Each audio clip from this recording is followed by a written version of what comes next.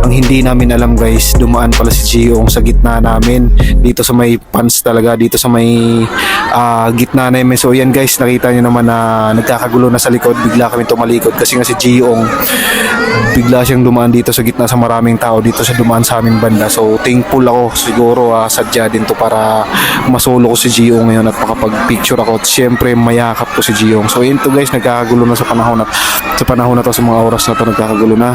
So ayan na si Gio guys, nakita niya si Gio, ayan na papalapit na si Gio dito. So let's go guys.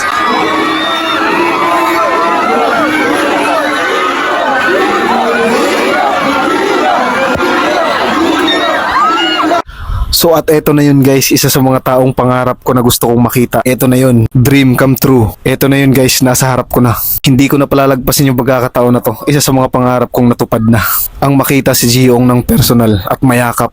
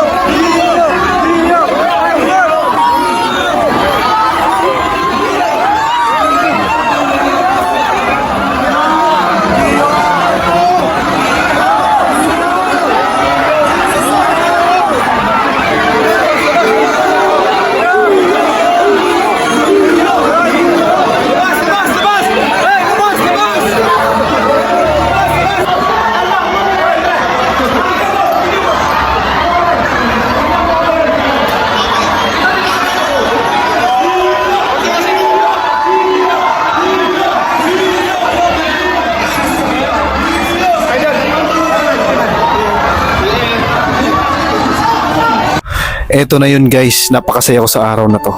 Dahil hindi ko ini-expect na makikita kita at may yakap kita ng personal. Para sa mga ongpam na hindi nakakapunta, para sa inyo tong yakap na to. Salamat idol dahil natupad na yung isa sa mga pangarap kong makita ka. Salamat idol dahil nabigyan ako ng pagkakataong mayakap ka ng personal. Salamat sa mga video mong patuloy na nag-i-inspire sa mga nanonood sa inyo. Lagi po kayong mag-iingat sa lahat ng lakad nyo. God bless you po idol Gio at sa buong pamilya nyo.